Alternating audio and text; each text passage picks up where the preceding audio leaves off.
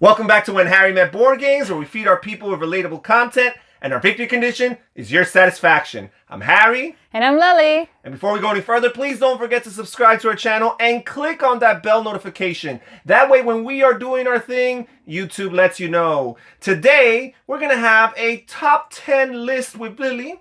As if you guys have not had enough of Lily in recent weeks with her top 50 board games of all time, we are going to grace you with a specific top 10 list. In particular, what will we be talking today, Lily?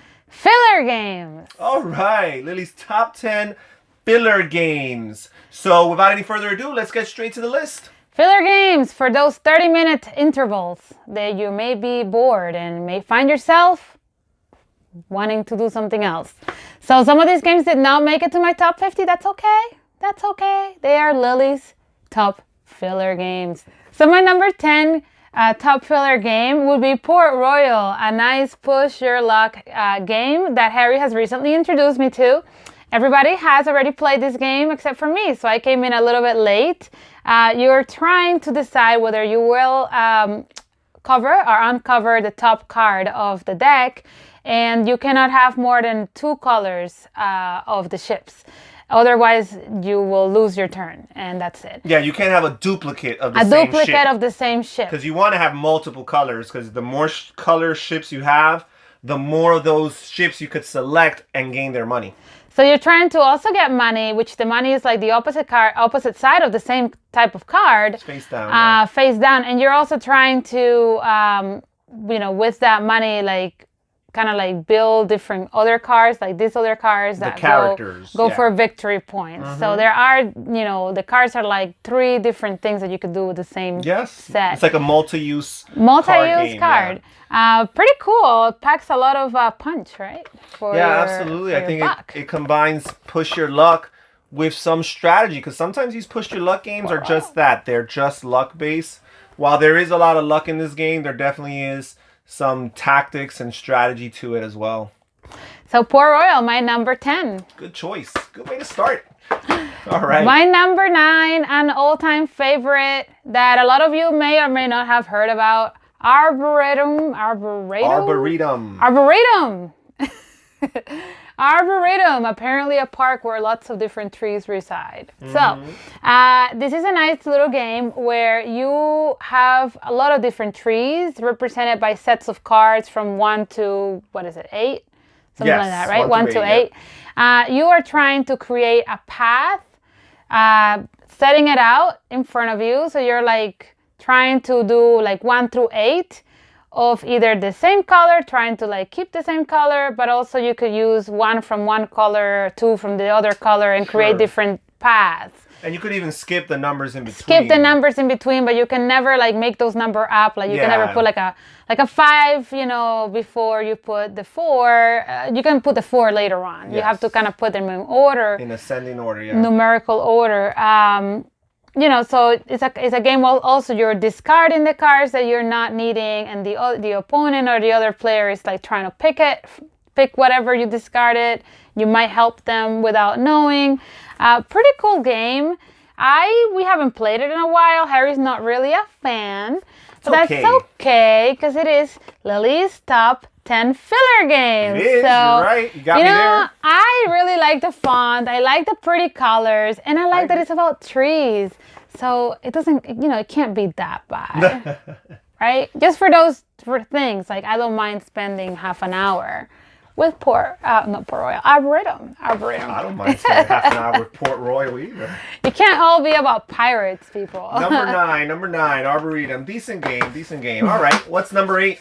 Number 8, a recent favorite, Patchwork Doodle. All right. Patchwork Doodle, yet another iteration of Patchwork.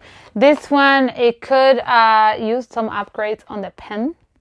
The pencils are so cheap. I have to say, it's hard to even use them. I get discouraged. I just get a pen. Yeah. But you are trying to complete with the cards the different shapes and write them inside in a way that like a Tetris thing that goes together. So it is a pretty quick game. They have it at 20 minutes from 1 to 6 players. Your kids may enjoy it. You may enjoy it. And It's a okay. real quick note, as far as fillers is concerned, the reason why it only says 20 minutes for 1 through 6 players is because this is actually a simultaneous order game. That's true. So usually fillers can tend to add some minutes to the game if you have higher player counts. With this game, you could play the complete range of 1 through 6, and it's still going to be more or less the same time. Yeah, so all of you are taking the same turns at the same time, right? Yep. Most of them. All right. Definitely good pencil choice. it in at the same Number 8. Number Let's 8. move on to number 7. Number 7, a recent, like yesterday's favorite. Nova Luna. I was gonna say, like, what a big box for a filler game. Yeah, you wouldn't think so, but it actually we played it like 3 times back to back because I kept on winning, and Harry wouldn't just like accept defeat. So Who won the last game? I was them who very won the last tired game. by the time that we played that third game. So that doesn't count when it's like 11:30 p.m. on a weekday. Other than that, it's a great game. Maybe I exaggerate a tinge. It's a great game where you have different tiles, and you have 4 sides to each tile, and you're trying to match, so you have 4 opportunities to match the colors inside the tiles with the things that you need. So if, let's say, this tile has 3 different dots, you will need 3 different blue different tiles on 3 sides of the same tile. Obviously, you may not get to it. Sometimes you can do it attached, like 3 of them on the top. Yeah, or you 3 can of do them it. You to can the do a side. chain. If they're the same If color. they're the same color, they will all count towards that requirement. It's a little confusing at first. You kind of have to see it play. You're like, what? The dots inside the dots inside the color of the dots. Like, what's going on here? What is the whole new moon situation? They could have called it anything else. It has nothing to do with the moon. Like, it's just a dial with a fancy moon, sights and whatnot. Sure. You're just going around it. And, the whole going around that is similar to Doodle, to regular... To Patchwork, Patchwork, yes. where, you... Uwe Rosenberg, same designer. Yes, so you pick the next 3, so, and then eventually the least the least you get to pick from, and then you have to accommodate them on what you're trying to build. So it's like Patchwork, but with, I don't know, squares Sure. and different colors. An inside the interesting square. abstract strategy game. Very abstract, yet I got it very quickly, Got lucky. and I won. Yeah. Therefore, why it's my number, what, 7? 7. Nova Luna. All right. Give let's it a move chance. on. Give it a chance. Probably will not figure out on Harry's top anything. I actually like the game a lot. I mean, I think I was the opposite of Lily. I was just starting to wake up by our 3rd game. Mm-hmm. Hence why she stood no chance at that point. So what's your number 6? Lots of banter here. Number 6, a great game for those Caribbeans out there who may be stuck just playing Domino. How about you play King Domino? It is very similar to Domino, but instead of playing with numbers, you're playing with colorful terrain, tiles, and treasures on those terrains. You're trying to match it. You're trying to also, you're not playing it like dominoes where you're like indefinitely going to God knows where. No, you're trying to create it around the little palace area and in a grid of 7x7. It's 7x7, right? Well, 5x5 is the 5x5? typical one. 7x7 is the advanced 2-player version, which we do play quite advanced. We're definitely in the advanced area. So, and then you score by the tiles that are adjacent to other tiles times the amount of treasures on those tiles. So colors times treasures. I win it quite often. So Yeah. I'd say this is a great game for this list in particular because even the advanced 7x7 version, I'd say is maybe around 20 minutes. If you play the typical standard version with the 5x5 grid at 2 players, you could probably finish this game in about 10 minutes. Yeah, So this game is a very, very eligible for this list. I mean, it has some unique things to it where you're putting the 4 tiles in front of you. So not everybody that goes first will go first all the time. Like if you get the higher scoring ones, then the order switches. So there's definitely fairness in the game, but it is a really cool game. I find the tiles to be bright, to be a really good color. Colorful, they pop. They pop, they wake you up, and they might just be what you need for your extra 20 to 30 minutes. All right, King number Domino. 6, King Domino. And now we're going to move on to the top 5. So this is the cream of the crop. This is where we want to be thoroughly impressed, Lily. So let's not let us down here. Choo choo. I was like, what is that? Are we going How about Ticket to Ride, the City Edition? What a great introductory game that can also be considered a filler because it is very quick. I think this one box houses are New York and London versions. Actually, no, we do keep them in separate boxes. Oh, we do? Because they are very cute. They've really put a lot of work on the design of the boxes, hence why we should have never thrown away the India one. But that's neither here nor there. Ticket to Ride, it is a concise version of the fuller game where instead of riding a train, you're riding a cab or a subway. Well, the London one, double-decker bus. You ride the double-decker That's bus. staying on the video. Oh gosh, what a tongue twister! I have written, and she's ridden as well. Written in Britain. That double-decker bus. Written in Britain. If you look closely, no, I'm just kidding. But it is a really cool game because the map is definitely much smaller than any other map of Ticket to Ride because it's just one city with a Piccadilly Square and a few other essential stops that you must do if you go to London. You know, your cards and your destinations are also very concise. So this is not a high-scoring game, but it is a really good, quick one that you could play multiple times if you're just trying to kill time instead of like twiddling your thumbs. Absolutely. And again, this is a great game for this list because at 2 players, again, you could probably finish a game in about 10 minutes. Yeah. Maybe with 4 players, you might push 15 to 20, but again, absolutely filler. Before we move on to our next one, I do have 2 questions I want to ask you. The first one is, of the 2 city ones that we own, I believe there's a third one out there, Amsterdam, but we own the London and the city and the New York one. Which one do you prefer?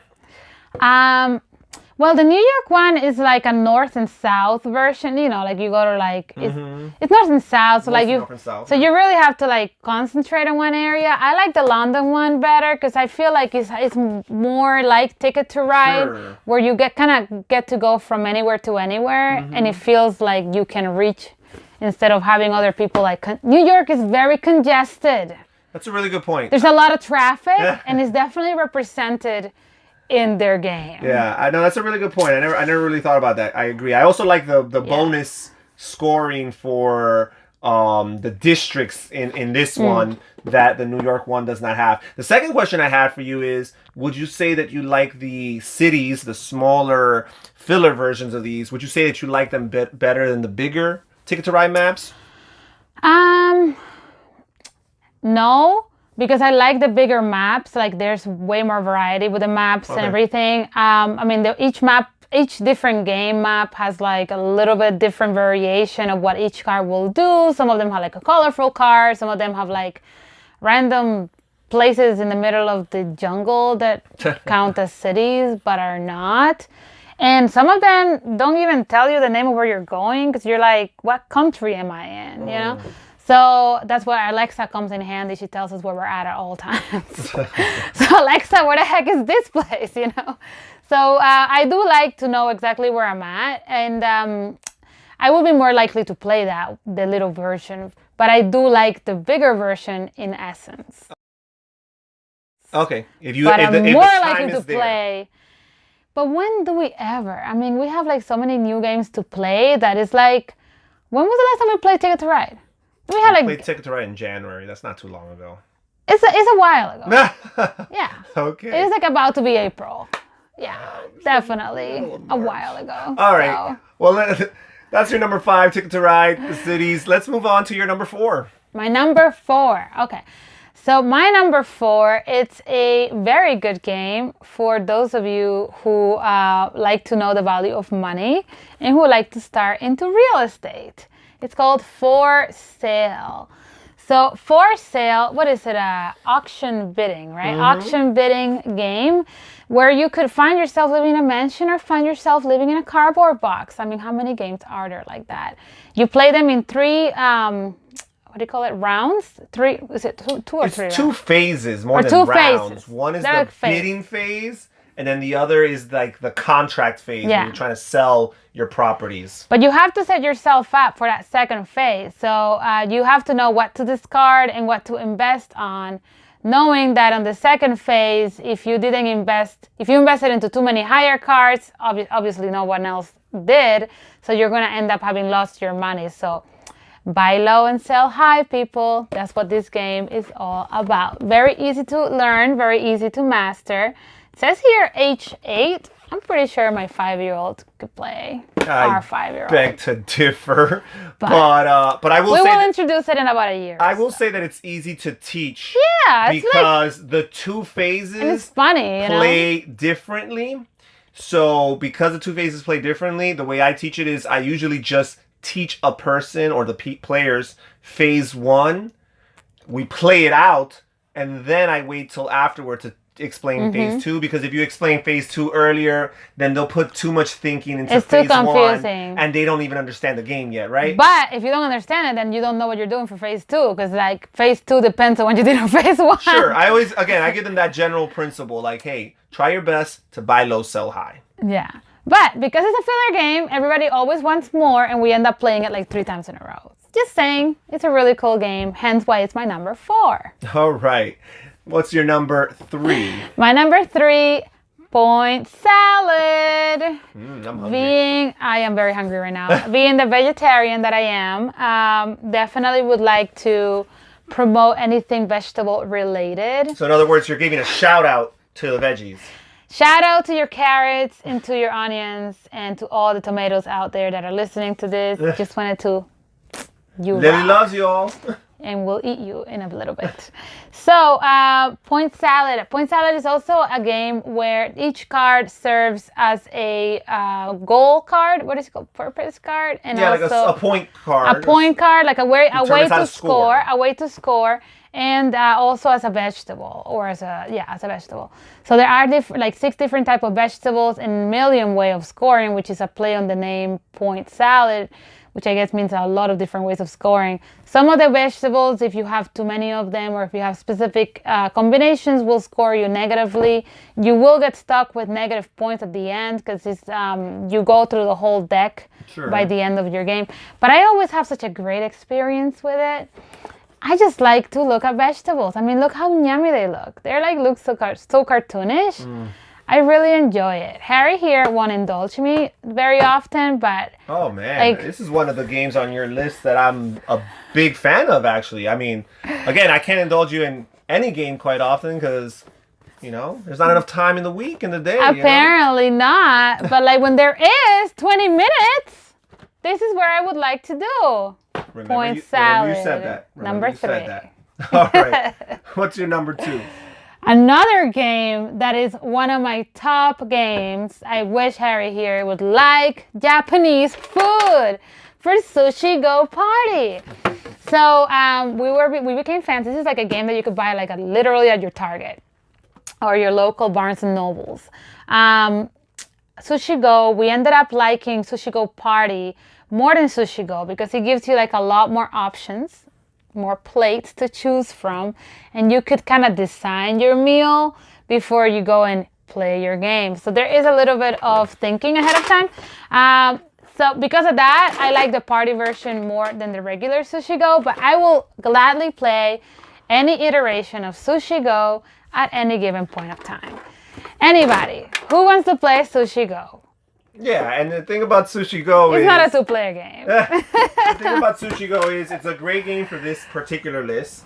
And even though the Sushi Go Party edition adds lots of content and variety to it, one thing that it does not add to it is game length. This game still plays the same amount of time, more or less. You have a nice little board to keep track of the score, so it adds a few more components and a bigger box. But again, game length is exactly the same. It's about a 20-minute game, really, really quick. It's a great introductory to the pick and pass card drafting mechanism. Yeah. I like it. I don't love it. I'm not as enamored as Lily is with it. But for this list, I think it's a good, solid choice. It's a good, solid choice. It'll get you ready for like 7 Wonders. That's a good one. Oops. All right. And... So, number 1! My number 1 of all time, which some of you may consider boring, but that's okay because it is my top 10 list, It is a, what is it? Roll Through the Ages. Roll Through the Ages. What the heck is Roll Through the Ages? You guys are probably like, this thing is out of print. It is a roll and write game. Yes. It is my Before they were popular, actually. Roll and write game. I love this roll and write game. It like, I don't know. I just love it. I just love the fact, like, we still have not even gone through half of this notebook, but they all look the same. You have 7 different dice, but you end up starting with like 4 and building up, or 5 and building up to 7.